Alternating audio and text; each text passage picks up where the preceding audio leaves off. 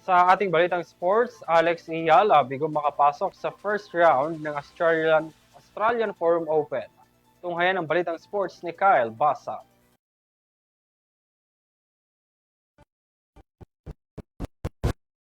Talo si Australia raw kontra sa American Alicia Parks. Nakuha ni Ayala ang unang set kung saan tuloy-tuloy ang pag-score ng Pilipina sa mga error ni Parks.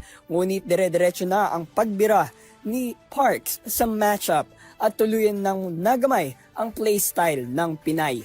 Sa dalawa at pangatlong set, nasungkit ito ni Parks at ang nagwagi sa kanilang pagtatapat. Malaki ang diferensya ng dalawa sa kasalukuyang WTA ranking bilang si Iyala ay world number 49 habang si Parks ay world number 99. Sa halip na mukhang imposibleng mapatumba ni Parks si Iyala, bilog ang bola. Tinaob ni Parks si Iyala sa scores na 0-6, 6-3 at 6-2.